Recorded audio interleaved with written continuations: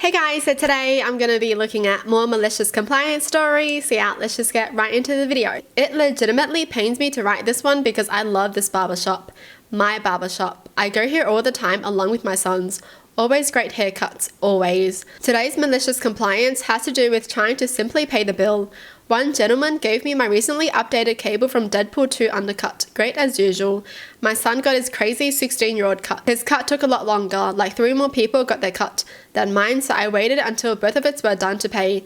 Then it was time to pay as my son walked towards me. I checked his cut out with cash in hand as I heard a man yelling, Sir, you need to pay." Okay, I started to walk towards him with my clearly visible cash, but he wasn't looking at me. He said, "You can't not pay. You come over here and pay right now." I tried handing him cash. He slapped it out of my hand.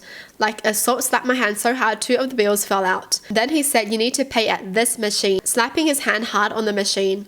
I was pissed at this point and embarrassed because I could feel the awkwardness in the air. Enter malicious compliance. I was livid. According to a forgotten comedian, that's 4 degrees past pissed. I decided, hands still stinging, I'm choosing today to stick up for myself.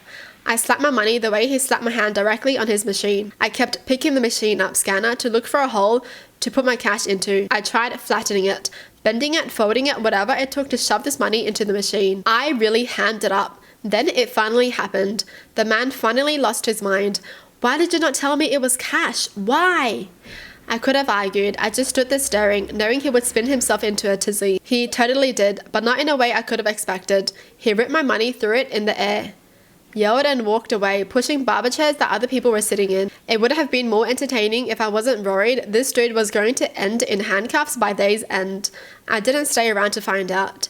And yeah, both barbers got an $8 tip. They have to sweep it up now though. I have decided not to press charges as of yet. I really have no intention of doing so.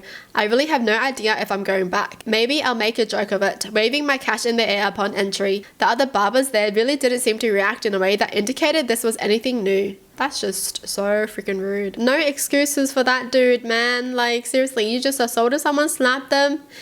Yeah, nah. I wouldn't go back there. Like, such a bad experience. And no one did anything. Like, no one even tried to stop him. They were just all watching.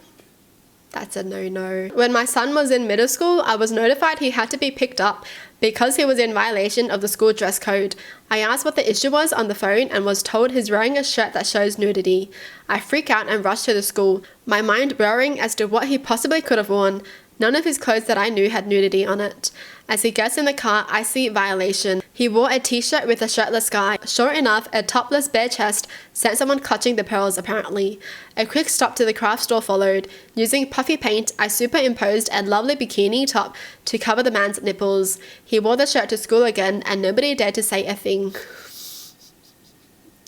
Seriously? That's what you send a kid home for? I mean, I guess, right? Because if a girl was not wearing anything, they would send them home too. So I guess it makes sense that if the guy's not wearing anything, they also send them home.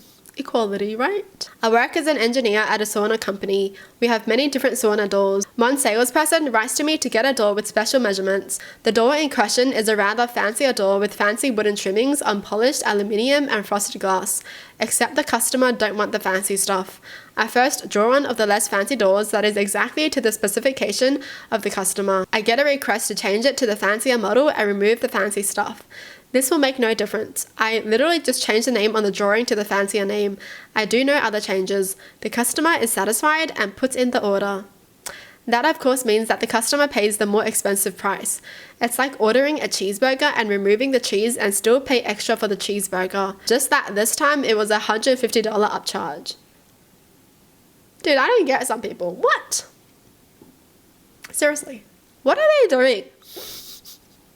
Can I get the fancier one, but without any of the fancy stuff?